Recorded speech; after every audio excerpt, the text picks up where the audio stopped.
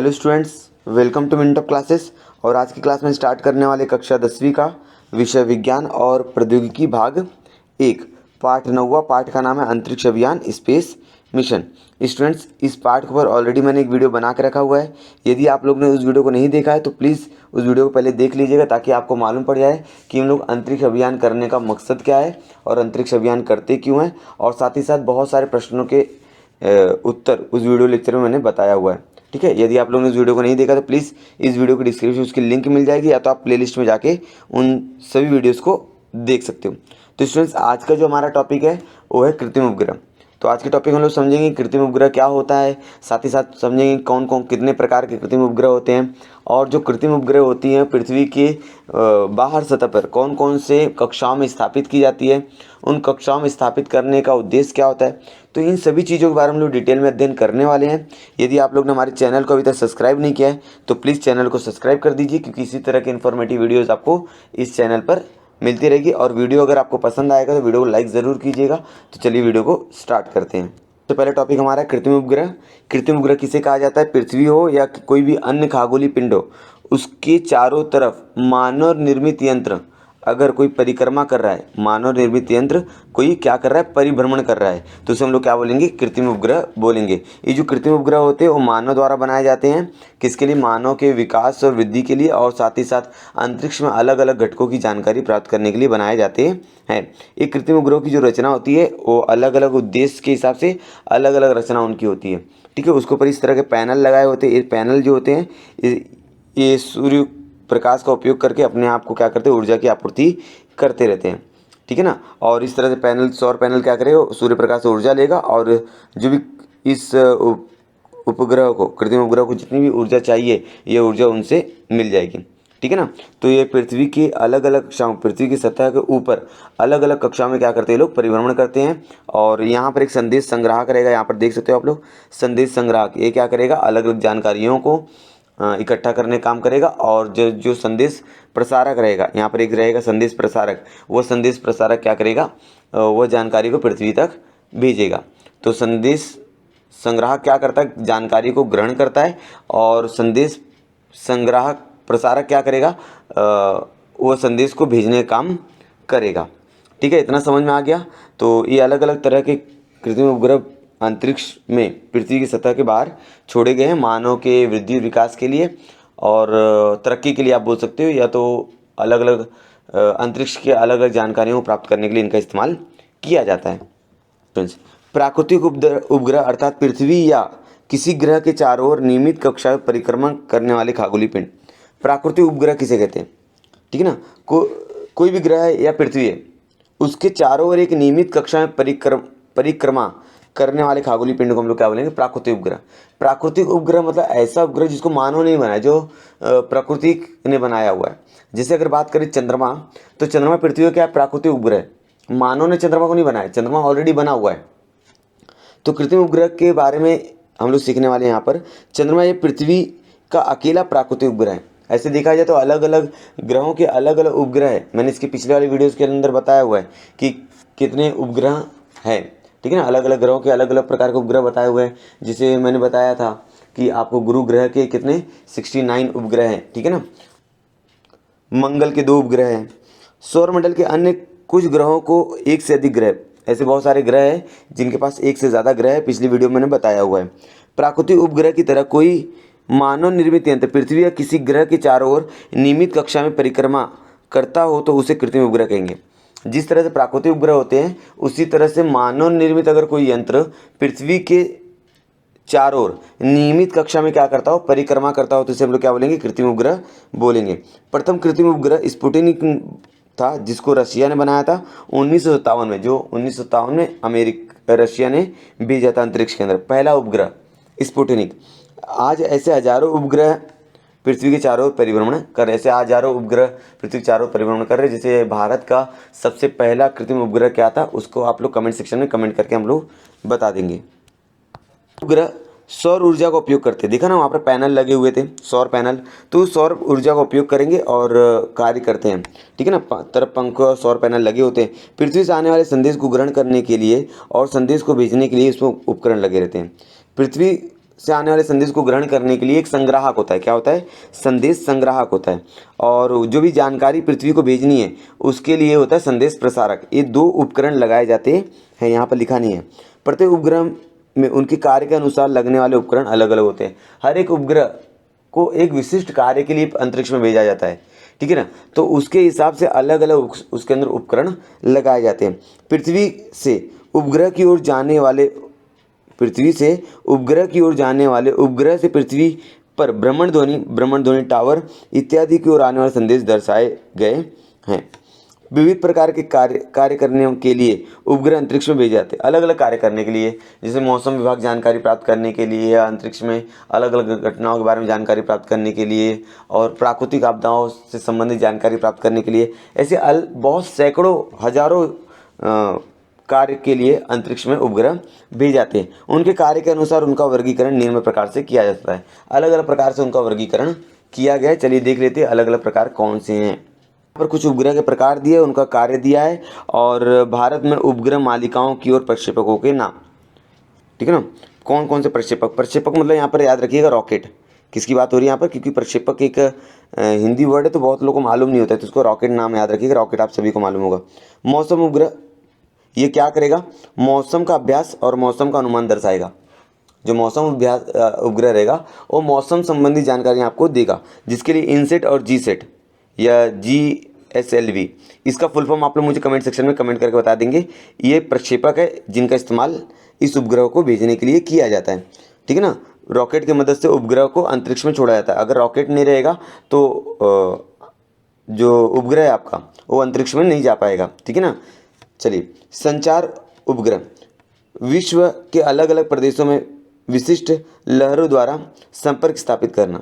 अलग अलग, देखो आप लोग देख रहे हो इंटरनेट का उपयोग कर रहे हैं हम लोग, तो ये संचार उपग्रह में आ जाएगा। इसके लिए हम लोग GSLV का इस्तेमाल करते हैं। और ध्वनि चित्र प्रक्षेपक, अलग अलग ध्वनियों का चित्र बनाने के लिए इनका इस्तेमाल किया जाता है, ठीक है। दूरचित्रवाणी कार्यक्रम प्रस्थापित करना, जैसे कोई लाइव कार्यक्रम होता है, जैसे मैच चलते हैं, तो इन सभी चीज़ों को प्रसारित करने का काम कौन करता है? ये उपग्रह करेंगे। ब्रॉडकास्ट सैटेलाइट, ये कौन कौन से प्रक्षेपकों को इस्तेमाल किया जाएगा? इनसेट, जीसेट और GSLV। दिशा दर्शक उपग्रह, पृथ्वी पर स्थित किसी भी जगह का भौगोलिक स्थान अर्थात उस जगह का अत्यंत अचूक अंशांश और रेखांश निश्चित करना। अलग अलग जगहों पर दिशा सूचक, दिशा बताने के लिए इसका इस्तेमाल किया जाता है। PSLV इसका प्रक्षेपक है, रॉकेट है। सैनिकी उपग्रह मतलब अगर किसी देश की सीमा पर कुछ आतंकवादी गतिविधियां हैं तो उनके बारे में जानकारी पता लगाने का काम कौन करेगा? मिलिट्री उपग्रह करेंगे। पृथ्वी निरीक्षक उपग्रह, अर्थ ऑब्जर्वेशन सैटेलाइट, यह पृथ्वी के पृष्ठभाग पर स्थित जंगल, रेगिस्तान, सागर, ध्रुव प्रदेश, बर्फ, इनका अध्ययन करने के लिए प्राकृतिक संसाधनों की खोज और व्यवस्थापन, बाढ़, ज्वालामुखी विस्फोट जैसी प्राकृतिक आपदाओं का पता लगाने के लिए हम लोग पृथ्वी निरीक्षक उपग्रह का इस्तेमाल करते हैं, जिसके लिए प्रक्षेपक का इस्तेमाल किया जाता है PSLV। तो स्टूडेंट्स आप लोग कमेंट सेक्शन में मुझे कमेंट करके GSLV और PSLV, इनसेट और GSET, इनके मुझे कमेंट सेक्शन में आप मुझे फुल फॉर्म कमेंट करके बता दीजिएगा। कृत्रिम उपग्रहों की परिभ्रमण कक्षा, जो कृत्रिम उपग्रह अंतरिक्ष के अंदर छोड़े जाते हैं पृथ्वी कक्षा के बाहर, तो उनकी परिभ्रमण कक्षा क्या होती है? तो 3 कक्षाएं होती हैं। उनके कार्य के हिसाब से उनकी 3 कक्षाएं होती हैं। जैसे देखा जाए तो पहली कक्षा जिसको हम लोग बोलेंगे उच्च कक्षा, दूसरी मध्यम कक्षा, फिर तीसरी जो है वो निम्न कक्षा है। तो तीनों कक्षाओं के बारे में हम लोग इस वीडियो के अंदर बात करने वाले। सभी उपग्रह एक जैसी कक्षाओं में पृथ्वी को चारों भ्रमण नहीं करते। मतलब जितने भी उपग्रह हैं सारे के सारे उपग्रह एक ही कक्षा में परिभ्रमण करते हैं क्या? नहीं, उनके कार्य के हिसाब से उनकी जो कक्षाएं होती हैं वो अलग अलग होती है और उन सबका वेग भी अलग अलग होता है, ठीक है। कृत्रिम उपग्रह भ्रमण कक्षा भूपृष्ठ से कितनी ऊंचाई पर होगी, मतलब भूपृष्ठ से कितनी ऊंचाई पर डालना है। भ्रमण कक्षा वृत्ताकार होगी कि दीर्घवृत्ताकार होगी? भ्रमण कक्षा वृत्ताकार होगी या दीर्घवृत्ताकार, मतलब बहुत बड़ी होगी। भूमध्य रेखा के समांतर होगी या भूमध्य रेखा से कोण बनाती होगी। तो इन सभी चीज़ों को ध्यान में रखकर हम लोग उपग्रह को उनके कार्य के अनुसार उनको अलग अलग कक्षा में क्या करते, स्थापित करते। इन सभी चीज़ों को ध्यान में रखकर कि ऊंचाई मतलब भूपृष्ठ से कितनी ऊंचाई पर रहेगा, उनकी कक्षा वृत्ताकार रहेगी कि आप लोग दीर्घवृत्ताकार होगी, भूमध्य रेखा या समांतर रेखा के कोण बनाएगी, ठीक है। इन सभी बातों को ध्यान में रखकर जो कृत्रिम उपग्रह होते हैं उनको अलग अलग कक्षाओं में स्थापित किया जाता है। भूपृष्ठ के विशिष्ट ऊंचाई पर घूमते रहने के लिए उपग्रह को उपग्रह प्रक्षेपक द्वारा उस ऊंचाई तक पहुंचाया जाता है। जितने भी उपग्रह होते हैं उनको पृथ्वी के भूपृष्ठ से ऊंचाई तक पहुंचाने के लिए हम लोग प्रक्षेपक का इस्तेमाल करते हैं। किसका इस्तेमाल करते हैं? रॉकेट का इस्तेमाल करते हैं। रॉकेट क्या करते हैं? रॉकेट के अंदर इतना ज़्यादा वेग होता है क्योंकि न्यूटन गति संबंधी तीसरे नियम पर कार्य करता है, क्रिया प्रतिक्रिया। रॉकेट जो है वो न्यूटन गति संबंधी तीसरे नियम पर कार्य करता है। तो वो क्या करता है कि इसको पृथ्वी की कक्षा के बाहर छोड़ना पड़ता है। तो पृथ्वी का जो गुरुत्वाकर्षण बल है उससे ज़्यादा इसका वेग होना चाहिए। पृथ्वी के गुरुत्वाकर्षण का जो है 9.8 मीटर पर सेकेंड, उससे ज़्यादा होना चाहिए, तभी जाकर पृथ्वी गुरुत्वाकर्षण को, पृथ्वी कक्षा को पार कर पाएगा। तो ये काम कौन कर सकता है? ये काम कर सकता है प्रक्षेपक, रॉकेट कर सकता है। तो रॉकेट जो होता है न्यूटन गति संबंधी तीसरे नियम पर कार्य करता है, जिसकी वजह से रॉकेट की मदद से वह जितने भी उपग्रह होते हैं वो पृथ्वी की कक्षाओं में स्थापित किए जाते हैं। ठीक है, यहाँ पर आप लोग देख सकते हैं पृथ्वी है और पृथ्वी की ऊंचाई पर यहाँ पर जाने के बाद जब उपग्रह यहाँ पर आएगा तो इसको एक एस्केप वेलोसिटी दे दिया जाएगा। ये वेलोसिटी देने के बाद, वेलोसिटी मतलब वेग, एक वेग जब दे दिया जाएगा तो उसी वेग से क्या करेगा वह कृत्रिम उपग्रह पृथ्वी की चारों ओर क्या करेगा? परिक्रमा करना शुरू कर देगा। ठीक है, यहाँ तक समझा आप लोगों को? चलिए अब आगे देखते हैं। तत्पश्चात उसके बाद क्या हो जाएगा? उपग्रह की उसकी निर्धारित कक्षा में प्रस्तावित करने के लिए कक्षा की स्पर्श रेखा की दिशा में विशिष्ट वेग दिया जाता है। जो भी स्पर्श रेखा रहेगी उसको एक विशिष्ट वेग दिया जाएगा और जितना वेग दिया जाएगा उसी वेग से क्या होगा? वह चक्कर लगाना शुरू कर देगा। किसका?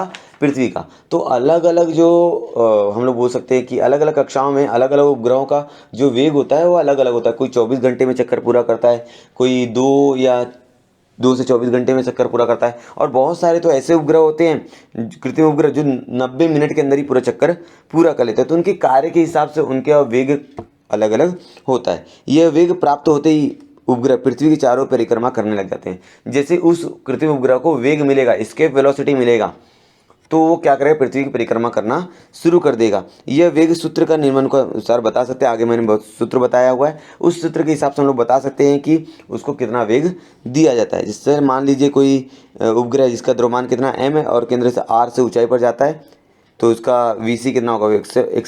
इसके वेलोसिटी कितना होगा? चाल से परिभ्रमण करता है, तो उसका कार्य करने अभिकेंद्री बल कितना रहेगा? mv²r। क्या बोलेंगे हम लोग? mv²/r। इसको आपने कक्षा 9वीं में सीखा होगा। केंद्रीय बल आपने देखा mv²/r, ये गुरुत्व प्रदान करता है। क्या प्रदान करेगा? गुरुत्व। इसलिए अभिकेंद्री बल बराबर पृथ्वी और उपग्रह की गुरुत्व बल, मतलब जो अभिकेंद्री बल है एक गुरुत्व बल प्रदान करेगा। तो गुरुत्व बल जो रहेगा वो पृथ्वी और जो उपग्रह हमने प्रक्षेपित किया गया है, जो अंतरिक्ष में छोड़ा गया है, उसके गुरुत्व बल के क्या होगा? बराबर रहेगा। जैसे mv²/r, r यहाँ पर r/h क्यों लिया है? क्योंकि उस उपग्रह को पृथ्वी की ऊंचाई पर छोड़ा जा रहा है, इसलिए यहाँ पर क्या रहेगा? h प्लस में रहेगा। और इसके फॉर्मूले के बारे में आपको मालूम रहेगा, गुरुत्व बल का फॉर्मूला है। ठीक है ना, पहला पार्ट आपने पढ़ा होगा, साइंस फर्स्ट का जो पहला पार्ट था गुरुत्वाकर्षण, तो गुरुत्वाकर्षण इस फॉर्मूले के बारे में आपने पढ़ा होगा। तो यहाँ से स्टूडेंट्स m कट जाएगा और यहाँ पर RH कट जाएगा, यहाँ पर एक RH बचा हुआ है, तो v² बराबर gm/RH। ठीक है ना। अब यहाँ पर दोनों पक्षों का जब हम लोग वर्गमूल लेंगे तो v बराबर करणी में gm/RH। ये क्या हो जाएगा? किसी भी उपग्रह का इसके वेलोसिटी कितना रहेगा? समझ आ रहा है? मतलब उसको जब किसी कक्षा में डाल दिया जाएगा तो उस कक्षा में घूमने का जो वेग रहेगा किसी भी कृत्रिम उपग्रह का कितना रहेगा, उसको निकालने का फॉर्मूला क्या रहेगा? vc मतलब इसके वेलोसिटी बराबर करणी में gm/r+h बराबर। यहाँ पर उपयुक्त सूत्र से स्पष्ट होता है कि विशिष्ट वेग पर उपग्रह द्रव्यमान पर निर्भर नहीं होता। मतलब जब हम लोग उसको वेग दे देंगे तो जो वेग रहता है वो द्रव्यमान पर निर्भर नहीं करता। द्रव्यमान कितना भी ज़्यादा रहने दो, वो अपने वेग के हिसाब से घूमता रहेगा पृथ्वी के चारों ओर। उपग्रह कक्षा की भूपृष्ठ से ऊंचाई बढ़ने पर उन उपग्रह की स्पर्श रेखा दिशा लगने वाला वेग कम होता जाता है। जैसे जैसे आप ऊंचाई बढ़ाओगे, मतलब भूपृष्ठ से आप जितना ऊंचाई पर जाओगे उतना स्लो आपका उपग्रह घूमेगा, लेकिन वो भूपृष्ठ से जितना नज़दीक रहेगा उतना उपग्रह की जो स्पीड रहेगी उतना ज़्यादा रहेगी। भूपृष्ठ से कृत्रिम उपग्रह परिभ्रमण कक्षा ऊंचाई कितनी है, इसके अनुसार कक्षाओं का वर्गीकरण किया जाता है। अलग अलग कक्षाओं का हम लोग वर्गीकरण करने वाले हैं। आप लोग वीडियो पूरा देखिएगा, आपको समझ में आएगा। चलो, कृत्रिम उपग्रह की परिभ्रमण कक्षा के हिसाब से उनकी कक्षाओं को 3 भाग में बांटा गया है। ये उच्च कक्षा, दूसरा है मध्यम कक्षा, तीसरा है निम्न कक्षा। जो उच्च कक्षा रहेगी स्टूडेंट्स, इन कक्षाओं का जो वेग होता है बहुत कम होता है, क्योंकि पृथ्वी के भूपृष्ठ से बहुत ज़्यादा दूर पर होती है, इसलिए इसको बहुत बड़ा चक्कर लगाना पड़ता है। जब इसको बहुत बड़ा चक्कर लगाना पड़ेगा तो इनका वेग क्या हो जाएगा, कम हो जाएगा। उसके बाद मध्यम कक्षा का वेग रहेगा, और सबसे कम जो वेग रहे, सबसे अधिक जो वेग रहेगा वो रहेगा निम्न कक्षा का। अगर हम लोग बात करें जो उच्च कक्षाओं में जितने भी कृत्रिम उपग्रह रहते हैं वो 24 घंटे के अंदर पृथ्वी की परिक्रमा कर लेते हैं, और जो मध्यम कक्षा में रहेंगे वे उपग्रह जो रहते हैं 2 से लेकर 24 घंटे के बीच में अपनी परिक्रमा पूरी कर लेंगे। और जो निम्न कक्षा में रहते हैं, चूंकि उनका वेग बहुत ज़्यादा होता है, इसलिए वो 90 मिनट के अंदर पृथ्वी की चक्कर पूरा कर लेते हैं। ठीक है ना, चलिए आगे देखते हैं। कक्षा देखा था आपने, उच्च कक्षा हाई अर्थ ऑर्बिट, जो भूपृष्ठ से 35,780 किलोमीटर, मतलब पृथ्वी के भूपृष्ठ से अगर कोई उपग्रह 35,780 किलोमीटर से ऊपर परिभ्रमण कर रहा है, मतलब वो कौन सी कक्षा में आ जाएगा, उच्च कक्षा में आ जाएगा। जिन उपग्रह परिभ्रमण कक्षा भूपृष्ठ से 35,780 किलोमीटर या इससे अधिक, उन कक्षाओं को हम लोग क्या बोलेंगे, उच्च कक्षा रहेंगे। मतलब बहुत सारे ऐसे कृत्रिम उपग्रह हैं जो भूपृष्ठ से 35,780 किलोमीटर ऊपर क्या करते हैं, परिभ्रमण करते रहते हैं, तो उन्हें हम लोग क्या बोलेंगे, उच्च कक्षा कहेंगे। ठीक है, और उनका जो परिभ्रमण काल रहेगा वो 24 घंटा, मतलब वो पृथ्वी का पूरा चक्कर कितने देर में लगा देंगे, 24 घंटे के अंदर लगा देंगे। क्योंकि आप सभी को मालूम है पृथ्वी का जो परिभ्रमण काल है, मतलब खुद के परिभ्रमण काल, वो 24 घंटा है। ठीक है ना, पृथ्वी खुद के चारों ओर क्या है, 24 घंटे में पूरा चक्कर लगाता है, इसलिए तो एक रात और दिन बनता है 24 घंटे का।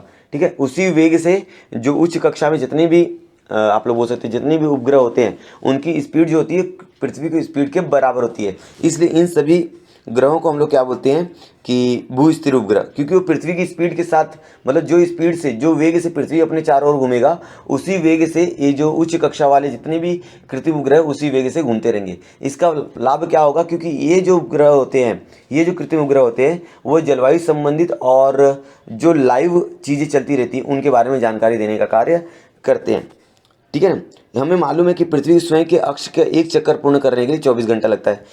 पृथ्वी को भी अपना एक चक्कर पूरा करने के लिए कितना घंटा लगता है, 24 घंटा लगता है। इस उपग्रह की कक्षा यदि भूमध्य रेखा के समांतर होगी तो पृथ्वी के स्वयं के अक्ष का परिवलन करने के लिए लगने वाले कालावधि, उपग्रह की पृथ्वी के चारों परिभ्रमण करने की लगने वाला कालावधि क्या रहेगा, एक ही रहेगा। इसकी वजह से जो उच्च कक्षा में जितने भी उपग्रह होते हैं उनकी कालावधि और पृथ्वी के खुद के चारों ओर चक्कर लगाने की कालावधि क्या होती है, एक समान होती है। और हमको ऐसा लगता है कि दोनों जो पृथ्वी है और जो उपग्रह वो एक साथ घूम रहे हैं, मतलब उनके वेग में कुछ भी परिवर्तन रहता है क्या, नहीं रहता है। यदि आप लोग देखेंगे अगर दो लड़के हैं, अगर एक ही स्पीड से साइकिल चला रहे हैं तो आपको प्रतीत नहीं होगा कि कौन आगे है कौन पीछे, ऐसा लगेगा कि दोनों क्या है, स्थिर है।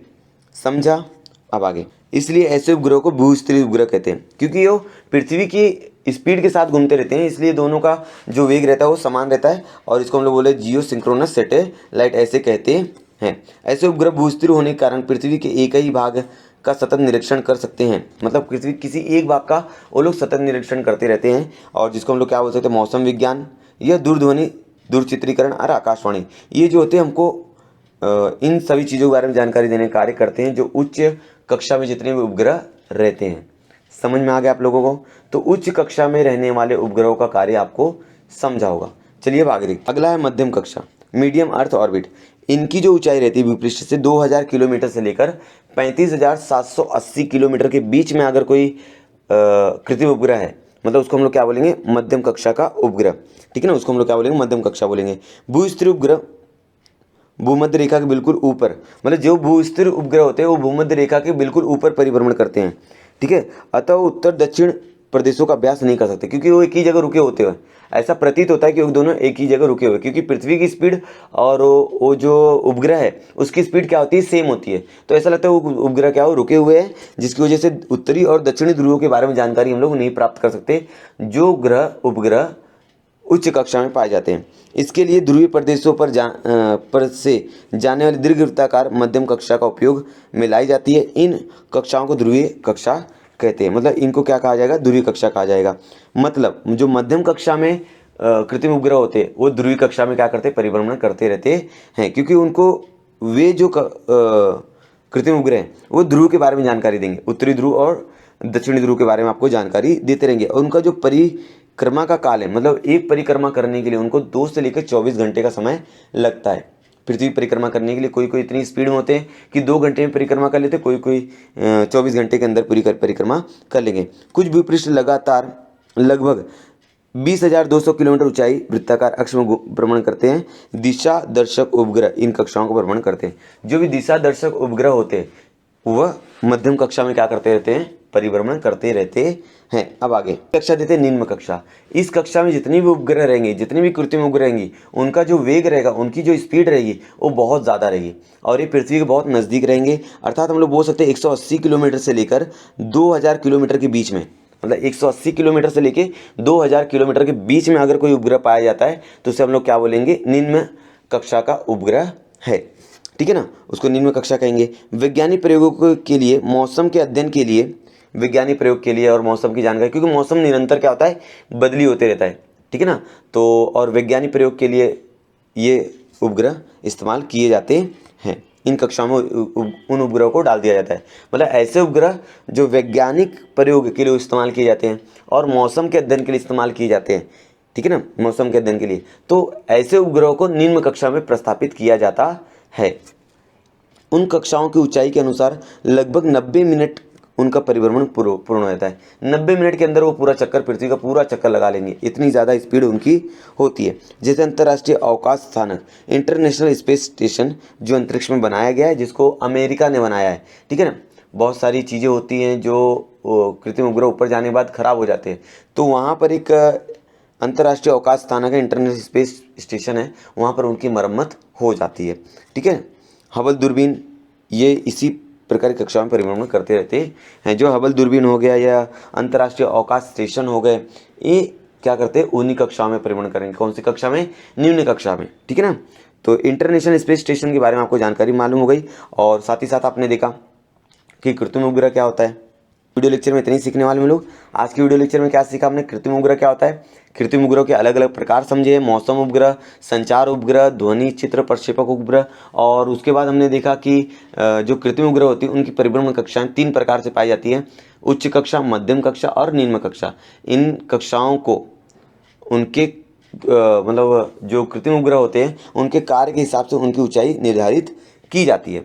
और साथ ही साथ आपने ये भी पढ़ा कि जो अलग अलग उपग्रह होते हैं अलग अलग कक्षाओं में, उनका कार्य क्या होता है। ठीक है, कौन कौन से उपग्रह जो होते हैं उन कक्षाओं में स्थापित करने का कारण क्या होता है। तो उम्मीद आपको पूरी वीडियो पसंद आई होगी। यदि पूरी वीडियो आपको पसंद आई तो वीडियो को लाइक ज़रूर कीजिएगा, अपने दोस्तों के साथ इस वीडियो को शेयर कीजिएगा। यदि आप लोगों ने हमारे चैनल को अभी तक सब्सक्राइब नहीं किया है तो प्लीज़ सब्सक्राइब करके ऑल कर दीजिए, ताकि जब भी कोई न्यू वीडियो डालूँ सबसे पहले नोटिफिकेशन आपको मिले। और कमेंट करके मेरे पूछे गए प्रश्नों को उत्तर दीजिए, और कमेंट करके आप अपनी राय भी दे सकते हो वीडियो आपको कैसी लग रही है। तो मिलते हैं नेक्स्ट वीडियो में, तब तक के लिए धन्यवाद।